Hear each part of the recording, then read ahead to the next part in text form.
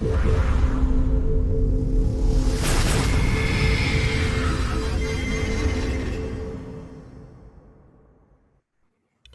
evening.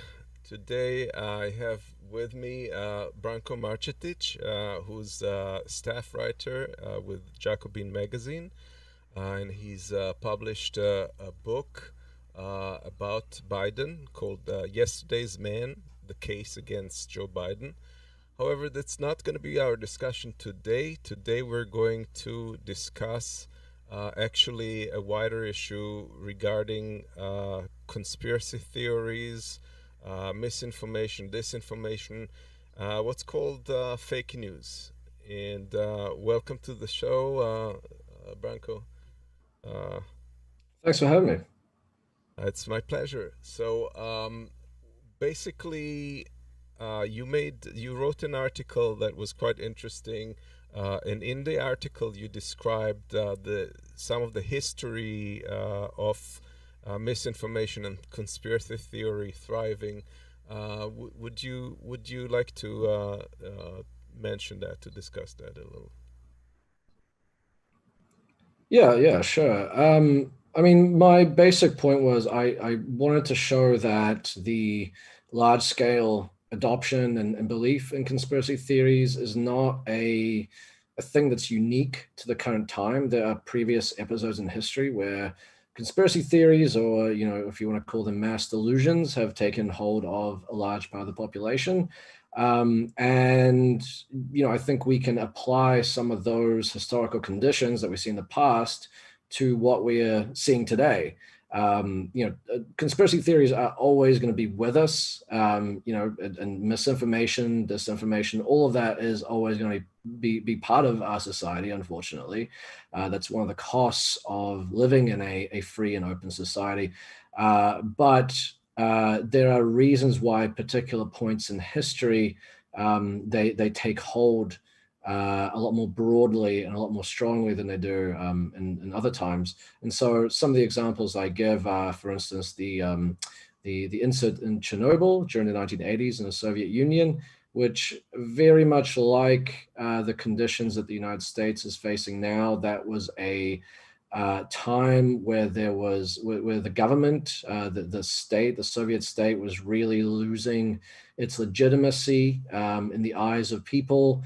Where life in the Soviet Union was really past its best point, and this incident kind of crystallized a lot of these things that people were feeling: the mistrust of government, the lack of faith in the continued progress of the Soviet project, and of course people reacted because of this and because of the government's own secrecy around it. They reacted with belief in these kinds of folk tales and conspiracy theories. That there were stories of people being rounded up in camps, people bleeding yellow blood, strange mutant creatures. People talked about how there was a light that was above the Chernobyl reactor before it exploded. So, that maybe there was some sort of alien force involved. And also people similar to what we're seeh now were blaming foreign subversion for the crisis that was hitting the Soviet Union. So there was possibly endorsed or encouraged by the government. There was a tales that this was the fault of CIA operatives who were coming in to sort of destroy the Soviet Union. So we can see similar patterns happening here, and I think that's a really important starting point for how we should think about the way that conspiracy theories or mass delusions are starting to really become a fixture of U.S. politics as well. Yeah, and you made the point that it's not a new thing, that this trades back as far as we know, and you gave the example of Marie Antoinette. Yeah, another historical incident or episode that has parallels to what we're seeing in the United States. In that case, the prevailing regime, the ancien regime, the old order in France, was losing political legitimacy. It had for a while, but it reached a fever pitch, obviously, by the time of the French Revolution. And it didn't start with Marie Antoinette. There were actually stories that had been passed around earlier in Paris, partly triggered by a kind of avalanche of vagrant children that kind of came into the city. And there began to be stories as police started to round these kids up, that these children, not just the vagrant children, but all kinds of children were being kidnapped by the government and, taken to various places to have lots of sinister things being done, including the idea that the king was drinking their blood. A reflection of the fact that the king had really lost standing among the populace, because of various crises and the decline in French society. And then, of course, during the Revolution, Marie Antoinette kind of became the focal point, the antenna for a lot of these conspiracy theories that Marie Antoinette was engaging in all these kinds of sexually bizarre and perverted orgies, incest and homosexuality and all this kind of, at the time, homosexuality was seen as very, very strange and perverted thing. And so it wasn't true, but the illegitimacy of the French monarchy kind of became focused in on Marie Antoinette, and her own perversion was sort of a stand-in for the political perversion of the entire state. Of course, France was a very, very unequal society, a society with strict class lines. And I think, again, you are seeing similar things here. I think a lot of the stuff we're seeing now, particularly QAnon, which is all about how the US and the world is ruled by these kind of cannibalistic pedophiles who are using their power in a variety of disgusting and shocking ways. And that is a reflection of the sense of chaos and crisis that people are feeling, the loss of faith and trust in political institutions, and the kind of the negativity people feel towards the political elite in the United States, was understandable hostility and negativity, but is being channeled into these conspiracy theories and bizarre kind of ideas.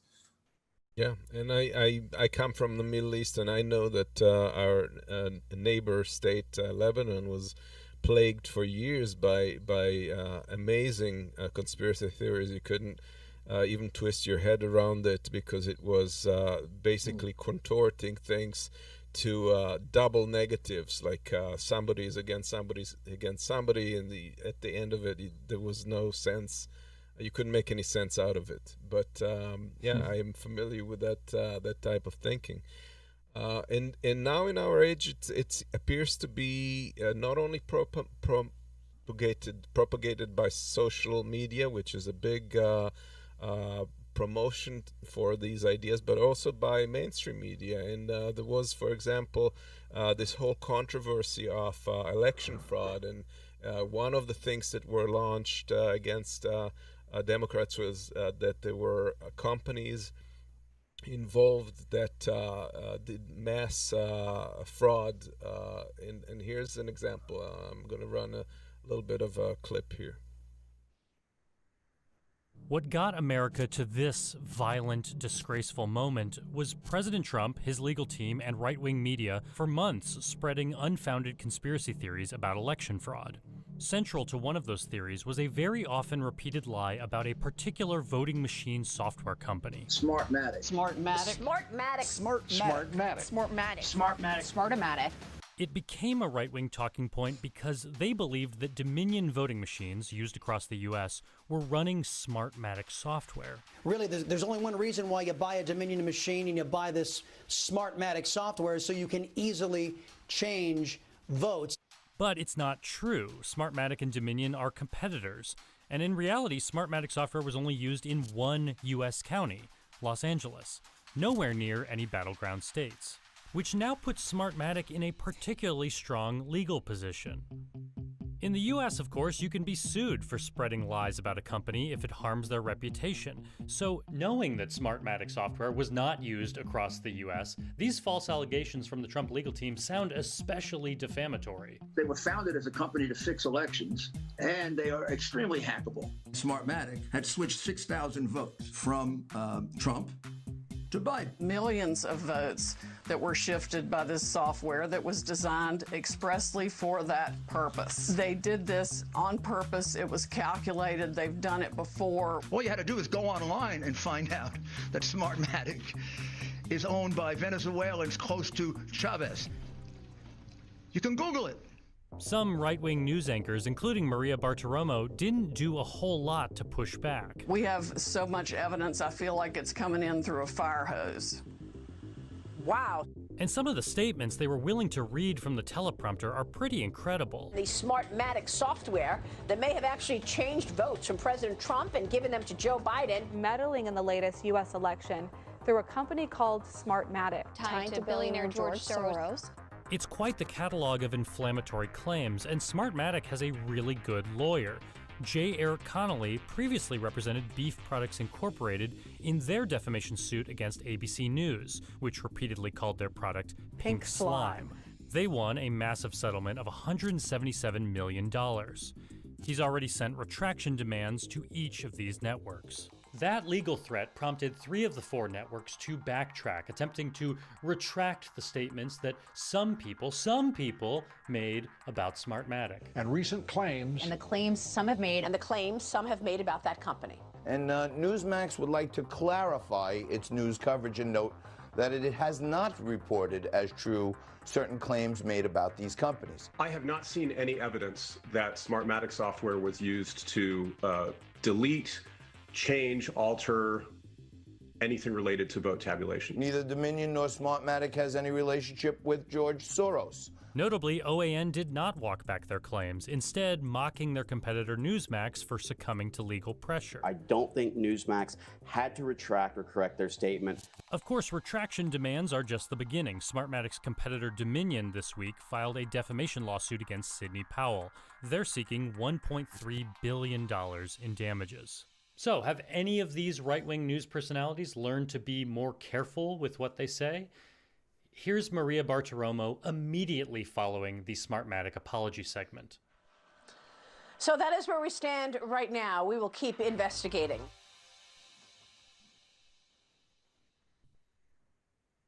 Yeah, so is that really the only way to address it, through defamation lawsuits? You think? No, definitely not. No, certainly not. I mean, part of the reason why that we have this right-wing media ecosystem now is because of certain policy changes that were instituted, over the course of the 70s and the 80s. One of which is the removal of things like the fairness doctrine, which once mandated that basically news agencies had to more or less give 2 sides of an issue rather than just sort of report from one kind of biased side. The removal of that really opened the door for hardcore partisan news agencies like we have now. And I think the other thing is that there's this enormous concentration of media ownership right now. That really, that's just gone out the window in terms of the conversation, in terms of the power of these media companies. It's now overwhelmingly focused on just sort of censoring social media, instead of looking at ways to limit the size and the power and the influence of these media companies like Fox, but also outlets like CNN and MSNBC. That's all sort of gone out the window, but that was in conversation for a long time, and for good reason. And I think, would it solve every problem that we're talking about here? No, obviously not. I think to really solve these problems, you would have to fix the crisis of legitimacy and just the general decay and inequality that is plaguing American society. However, if you were to take anti-monopoly action against the television media business, and even things like radio, and institute things like the Fairness Doctrine and other kind of positive mandates, affirmative mandates that will ensure more balanced coverage, you would at least go some way towards addressing this. And I think personally, in a better way, in a more constructive way, where you wouldn't risk massive government censorship, which is something that we want to really steer clear of. Yeah, certainly. And so we've seen where this has brought us to. I mean, in terms of actual effect and the dangers that it provides directly on our democracy, it's quite clear that this kind of misinformation, disinformation, conspiracy theories, call it fake news if you're on the Trump train, but essentially it's becoming a huge problem, existential problem for our democracies. And there's an interesting article that I will link below, that written by Andrew Marantz, how social media made the Trump insurrection a reality, and it's an interesting read.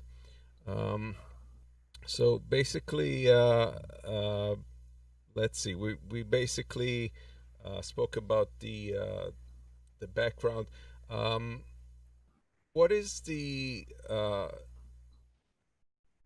is the conspiracy theory, in your opinion, the susceptibility? Is it mainly a thing of the right, or is it? No, definitely not.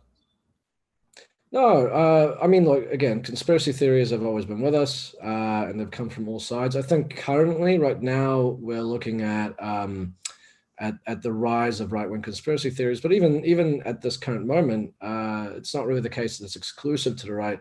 And one example I would point to is the Russiagate controversy.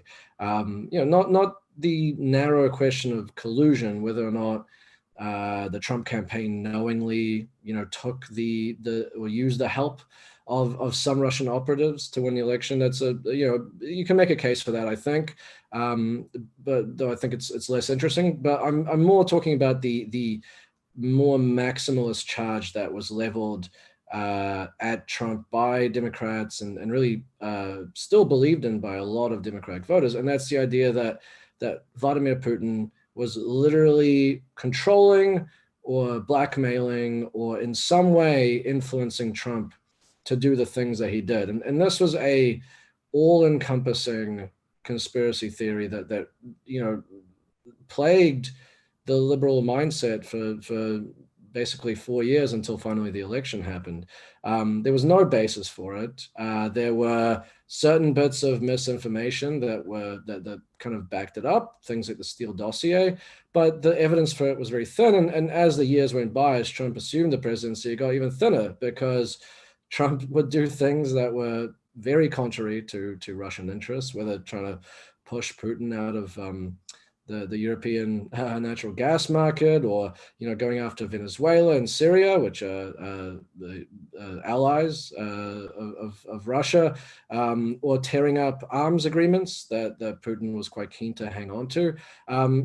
As time went on, these things mounted, and yet people continued to be fed, mostly through TV, the idea that this was all of Putin's doing, including not just with Trump, but even some of the protests that we saw. I mean, there was a widespread idea pushed on print media and on television by kind of anti-Trump news outlets that the anti-police brutality protests, the reason they happened was because of Russian Facebook memes, and that because Russia was trying to sow division, that's why people were protesting things like inequality and police brutality, which is quite absurd, but a genuine belief that was held by people and that was pushed by outlets that we would not consider fringe outlets. These are some of the most mainstream, well-established legacy news outlets.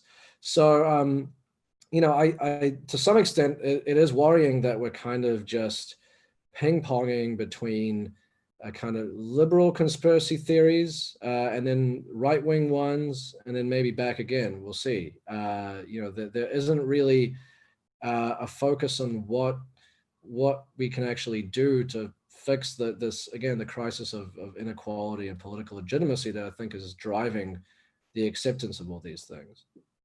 So, Branko, what about the politicians who are originating or amplifying this disinformation? Yeah, and obviously they bear a large, degree of blame for this. I mean, I think that the decision to impeach Trump is a good one. I think that maybe the narrow reason they've chosen, which is that he incited a riot. I don't know if I would probably broaden it. I would just say his attempts to just fraudulently overturn the election in general, his constant lying about this since the election. I think that is probably a better and bigger grounds to do it. But I think nonetheless that is a good reason. Some of the measures that have been floated, like expelling members of Congress who objected to the election result, I think it's well-meaning. I think it's obviously these people are incredibly irresponsible, and they know what they're doing, and they should be at the very least censured. But the idea of expelling them, I think that's a bit of a dangerous precedent, because if you pass a law like that, well, it's very easy to see that being used in a way that the people who are supporting such a law don't want it to be used. For instance, if Republicans ever tried to overturn an election result that didn't go their way again, and it was and this time maybe it was a GOP-controlled Congress, and this time it was Democrats and liberals who were objecting and saying, "Well, hold on, this is there really was fraud in this case, and when we object to this process, then that law could be used against them." To remove them from power. So I think we have to be a little bit careful with some of the consequences here. But certainly, I think this is one of these things where it requires a political solution. I mean, the Republican Party has to be defeated. It is easily the most extreme right-wing major party, probably in the Western world, and certainly to have the power that it does. And it's so extreme even that the people who vote for it don't believe in its own policies. They when they hear what the Republican politicians actually want to do, they think, well, that can't be true because that's crazy. So I think in this case it will have to be a political solution, and that comes from organizing from the grassroots on up, and winning elections, winning power in local and races and state houses and Congress, and shifting politics so that people like this can't do what they are trying to do again. No, I've heard a counter argument to that is, if you allow these people not to be expelled, they can run as a continuation for Trump in 2024, which is an interesting. It's I think a bit of a concern. And Marantz in his article makes the point that you should apply the principles of libel. If you can apply libel, meaning there is a contradiction of facts, then you could act on basis of that as part of impeachment or whatever. Yeah, I mean, I can see that argument. I think the problem is that again, there's the question of politics. Okay, let's say you expel these Republicans. Not only do you set the precedent that can be used against Democrats later on, but the problem isn't just these individual Republicans. If they're expelled, there's a whole army of people that have been lied to and deluded by the media, by the conservative movement, the right-wing movement of the United States more generally, that will be ready to take their place. And at the end of the day, whoever has political power will be able to use these things in whatever way they see fit, even if we disagree with the definition of libel or what counts as libel. Even if we say, well, the Democrats objecting to, future Republican attempts to steal an election, that's not libel because it's actually happening. ultimately that doesn't really matter, because it's the people who hold political power who will decide what's in essence true or not. And so I think ultimately this is a political question. And while I understand the idea of using some of these legal tools to try and rectify it, I think that will be a short-term solution, because you're never going to that way defeat the larger conservative movement. That is, it's not just Trump. I mean, these ideas have been pushed in conservative circles for years and years. Under Obama, it was not that long ago that right-wing media and Republicans were essentially calling him an illegitimate president, accusing him of tyranny, accusing him of establishing a kind of Nazi-like fascist state, calling for or using the rhetoric of armed revolution. So a lot of this stuff is not new. It has come before. And simply expelling these people or taking libel to them, I think, is not going to get rid of the underlying drivers of what is causing this this kind of mindset. But I think there's debate to be had about that. I think that's where my thinking is right now. I potentially could be persuaded, but I at the moment I can't really see any sort of much counter argument against that. Let's talk a little bit about social media and why is social media such a multiplier or a megaphone for conspiracy theories and disinformation? I think social media primarily because it can be, one, it's very easy to access. It's a public good, or at the very least it should be treated as such. And so it is easy to access. It's easy to you don't have to leave the house. You can access it all from your couch, from your bed. It's very easy to disseminate, which I think is one of the strengths of it as well. I think it's one of the reasons why there has been a flourishing of alternative news media over the last 20 or so years, and particularly over the last 10 years. It's a double-edged sword. The kinds of things about social media that allow ideas to be spread and disseminated very easily and widely, they can be used for good ends, and I would say that things like the magazine I worked for, Jacobin Magazine, I think it has really done well and flourished because of it. But it can also be used for bad ends. It can be used to spread conspiracy theories and all sorts of disinformation. But like I said previously, I mean, I think also the focus on social media, the exclusive focus on it, I think is really missing what I think is probably a bigger ingredient to this stuff, which is television. I mean, television remains the most influential medium, particularly for people over a certain age group. I mean, there was a lot of focus in 2016 and 2017 and beyond about how social media played a role in fostering Trumpism and fostering these right-wing ideas. But the reality of it is, if you looked at surveys and studies, the majority of people, particularly people who are Trump fans, social media was not their main point of news consumption. It was TV, it was local news, it was cable news. And that's sort of becoming the norm for a lot of people, particularly over an age group. And that's why, I would say in many ways that television is a far more radicalizing force, not just in pushing this whole stop the steal movement, this baseless idea of election fraud, but also on the liberal side of things, pushing the idea that Putin was behind anything and everything that was going on in the United States. I mean, I think people are forgetting how much fear mongering there was on cable news about this stuff. Stories that ended up being false or overblown, but were nonetheless kind of presented to people as very real. So I think we need to, social media is a concern. I think there are definitely measures we can take about that, but I think we need to broaden things a little more and look at the role of other types of media and how they have factored into this.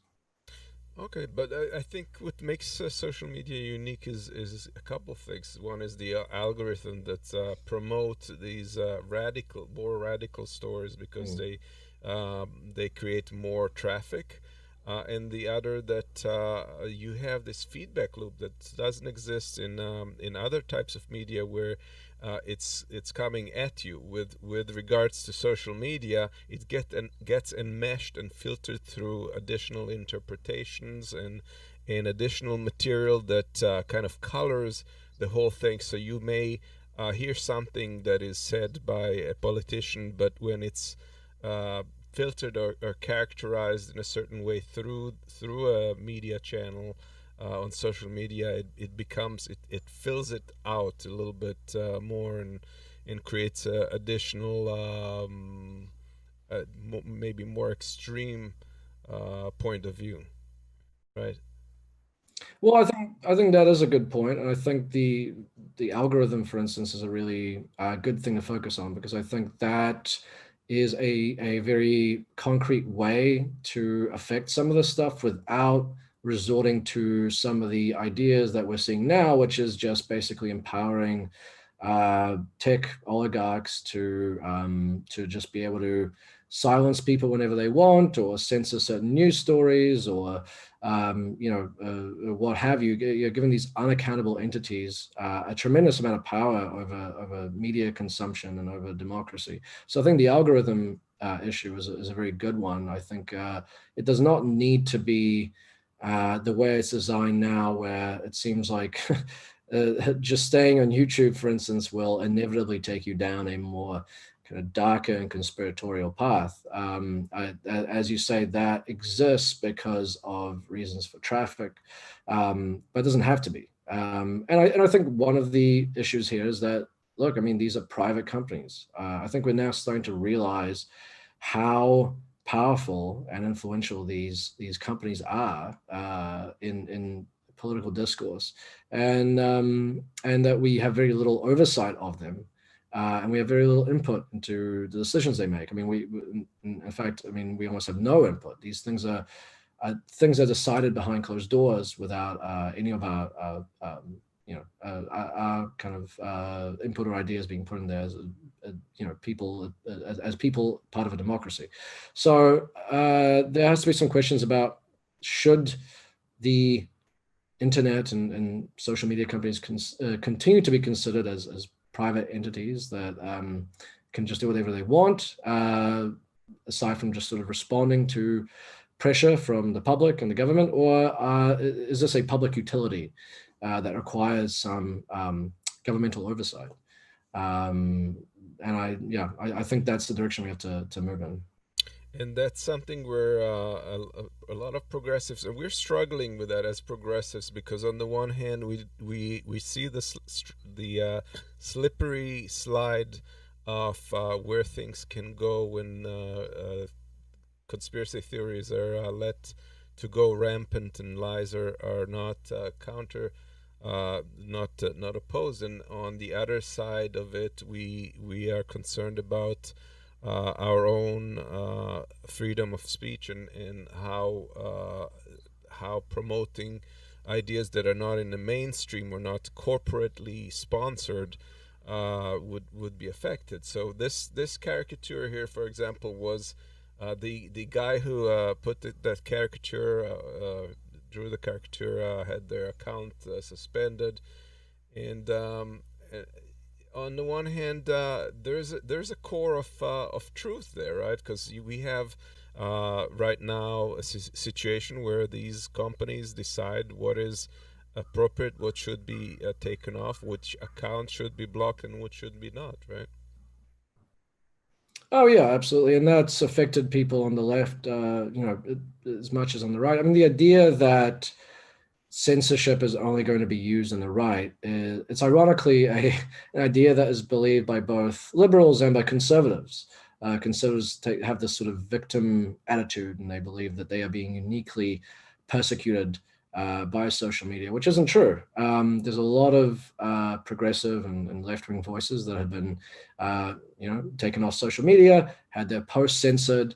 One very good example is the way that in the wake of 2016, over the panic of fake news, social media companies like Google, Facebook, and the like. They changed some of the way that stories are shared. Google changed its algorithm to kind of prioritize more authoritative sources, meaning, things like the New York Times and Washington Post over more independent news outlets, and progressive ones.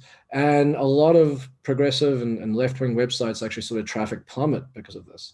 And so, meanwhile, social media or anti-fake news laws that have been passed in certain countries have actually been used against the left because they've been, certain websites or videos have been declared violent or revolutionary and then taken down. Germany is a very good example. In Germany, once they passed this law that aimed to curb fake news and misinformation, they actually took down a far left website because they claimed that it was, violent and it was pushing for violent revolution.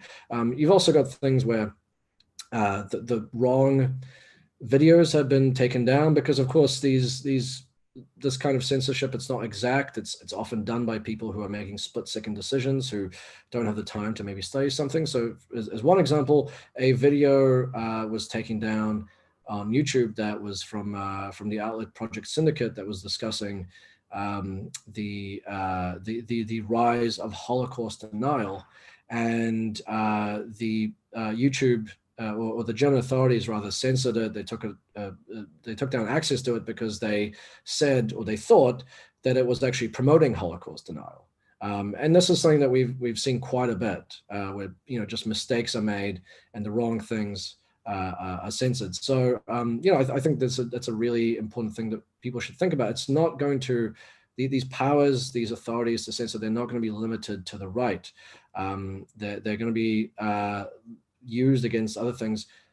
One example is the anti-police brutality protests, which a wide spectrum of people during 2020. I mean, I agreed with them, and I imagine many people watching this did, but a lot of people were using the same kinds of words that we're hearing now used against this Capitol Hill riot, insurrection, terrorism. And you can make the case that, because even though they were largely peaceful, because they were isolated incidents of violence, well, this is something to curb unrest that was plaguing cities. You have to start clamping down on information about, police brutality or protests that are being organized around the country against police brutality and so on and so forth. So I think we need to be a little less reactive and knee-jerk. I think we have to look at things in a more long-term way, because this stuff always does end up boomeranging against the left and other groups. And just to remind everybody, it's not a position that necessarily these media companies wanted to be in. I remember, like in 2018 or 19, Zuckerberg was being questioned about it. He was reluctant to introduce any censorship, and he was attacked because he was reluctant. Here's what he said back then. Mark Zuckerberg doubling down on Facebook's controversial decision not to fact-check Facebook ads from political candidates. We think people should be able to see for themselves what politicians are saying. At a carefully orchestrated event at Georgetown University, Zuckerberg used teleprompters to give a 35-minute speech on freedom of expression, revealing for the first time how close he came to banning political ads entirely. I've considered whether we should stop allowing them all together. From a business perspective, the controversy certainly is not worth the very small part of our business that they make up. Last month, President Trump's campaign stirring up controversy for using the platform to share misinformation on Hunter Biden in Ukraine through a campaign ad. Now, the Biden campaign striking back on Zuckerberg's speech, saying his choice to cloak Facebook's policy in a feigned concern for free expression demonstrates how unprepared his company is for this unique moment in our history. After Zuckerberg invoked Martin Luther King Jr. for freedom of expression, Twitter lit up with this critique from the civil rights leader's daughter, Bernice King. I'd like to help Facebook better understand the challenges MLK faced from disinformation campaigns launched by politicians. These campaigns created an atmosphere for his assassination. The war of words comes as Republicans rail against Facebook for allegedly censoring conservative views. Tech censorship. Zuckerberg saying this to Dana Perino on Fox News. Kamala Harris has said that she thinks that Twitter should shut down President Trump's account. Like, do you think that's a ridiculous idea? In a democracy, I don't think that we want private companies censoring politicians in the news. And we all know this is where it went. So, yeah, it's a very tricky thing.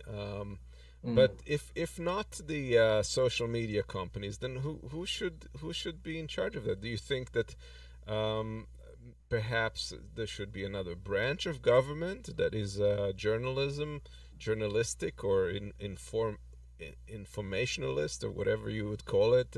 So you would have executive, legislative, judiciary, and informationary, and you would have people who could be elected based on their ability to for objectivism and professionalism, and we would have to trust them. Or is that also too close to government? Or should there be like a third-party crowdsourcing system where people would just the public would decide what's correct and what's not? I think if you're going to reorganize the entire government and add a fourth branch, I think a much better effort in that case would just be to completely overhaul the U.S. electoral system. I mean, we have to remember this is a relative minority of the country that believes in this stuff and supports it. And the only reason that it has gained any traction is because the right-wing or the conservative parts of the country have disproportionate power in the U.S. Political system. Not to even get started on the election system, which is completely archaic and has all these hinge points that Republicans have tried to use this year and last year to overturn the election. So I think if we were talking about actually overhauling the entire government, that is a much better thing to focus on. But in some of what you were saying in terms of having a more public oversight board, I think that isn't the worst thing. I think, again, looking at things like reinstating the fairness doctrine, which existed in the United States for years, would be another thing to look at, and other kind of affirmative regulations that would ensure balance and fairness in the media. And again, using anti-monopoly power to break up some of these massive media conglomerates in television and print, and to make them smaller to reduce the power and influence they have. I think those are all things that are worth looking at. And what we're seeing basically now is these because of these blockings that's kind of happening organically. We see people on the right flocking to other platforms where they're not being censored. Like they tried to go to Parler, that got shut down, but there's others, and I think it's like a cat and mouse game. They can go to any place like Discord or Gab or whatever one of many different things. So that's not going to change that either. Lastly, I wanted to ask you, what about political literacy? Should it be mandatory part of schooling? Oh yeah, absolutely. But I mean, I think everyone should have a not just a political, but a robust historical education. I don't know if education is the issue here, though. It's not clear to me how much the people who were storming the Capitol or what have you were necessarily uneducated. There are a lot of educated conservatives, educated Republicans who nonetheless believe in a lot of this stuff, who believe that the election was rigged, and so on and so forth. I think the problem here is something much bigger. Again, it's that crisis of legitimacy. It's the feeling that the government does not work for people. Some of these people that were there in the Capitol last week, of course, were there people who were very wealthy? Definitely, but there were also people who had personal problems of their own, issues with schooling and being able to get proper childcare and all this kind of stuff. And then they turned their resentment and their disappointment and they channeled it into this conspiracy theory about QAnon, which is that the idea that the reason that their lives are worse is because the cannibal pedophile elite had taken the resources that were due for the people and used it for their own sinister ends. So I think, again, we have to look at this in a much broader way. We have to look at this as a political crisis whose solution is going to be political. And the way that that's going to be solved is if people are concerned about this, they need to get organized in their local communities in the same way that the right has been doing for decades. They need to start forming pressure groups, maybe get involved, politically themselves, and really start trying to transform the United States from the bottom up, because this stuff is not going to be solved. It would be nice. It would be very easy and convenient if we could just think that we could just use some laws to solve this massive conundrum that exists. But it's a much bigger effort. It has to be solved politically, and that's a much harder and longer effort that has to be done, and it requires a lot more on the ground work. So I think if people are looking for a solution, they should join civic society groups. They should join things like the Democratic Socialists of America and other groups like that, and work to change the politics of this country rather than kind of just using a sledgehammer to try and break some of the stuff apart. Okay, perhaps that's more my own perspective, because I've had discussions with people about particular conspiracy theories, and I had a sense that there's not enough political literacy in the sense that people don't know how to evaluate the truth of certain claims, and that is to me a very scary thing, because if you can buy a lie that is a made-up lie and not be able to really evaluate it based on logic and fact, then anything could happen from there. I mean, you saw those people in the Capitol. They truly believed that there was massive fraud and that Trump won by a landslide. And the conclusion, if that was my conclusion, yeah, I probably would be. I would be very agitated, and I'm not sure if I took it to that level, but I would be motivated to be much more violent than if I didn't. Yeah, definitely. I mean, to some extent, you can. I think there were some people there who were genuinely just out for some organized political violence that was very alarming. But I think a lot of people there were lied to. They've been lied to for months, even years, and they saw themselves as doing the work of patriots. As deluded as that is, and as misguided as it is, that happens. That is the authorities they trusted told them that. And I mean, I think that is the issue. I mean, people in 2003, majority of people believed that Saddam Hussein had weapons of mass destruction, and that he was linked to Al-Qaeda. He was linked to 9/11, and people were sold in this war, this catastrophic war that destroyed a country and that threw an entire region of the world into complete chaos. And so, in many ways, it's just this stuff is now it's being directed within the United States instead of without, but it's always been with us. In many ways, I mean, I think I'm more optimistic now because there is a diffusion of news sources and authorities, through the internet. Because of a relatively open internet, we've been able to have alternatives to the corporate media to kind of correct some of these assumptions. And unfortunately, it is part of human nature that we will seek out news authorities that will confirm our biases and confirm the things that we already believe.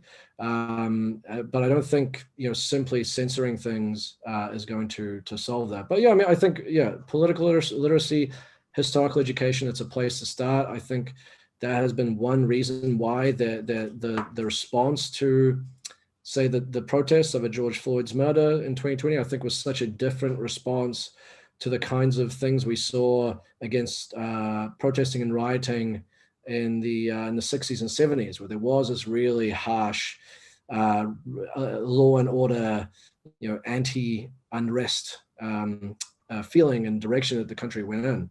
And that didn't really happen after those protests. And I do think that some of what you're talking about, the political literacy and the historical education, I think that did help. So, it's one tool of many that we should be looking at. Yeah. Well, Branko Marcetic, thank you so much for joining me, and perhaps in a future show we can discuss your book about Biden once his administration gets on track. Yeah, sounds good. All right. Thank you very much, and have a good night, everybody. See you on the Saturday show with No Joke. Me and Marcus will discuss the weekly events. And please feel free to share this if you like the discussion, and let me know what you think. Thank you. Bye-bye.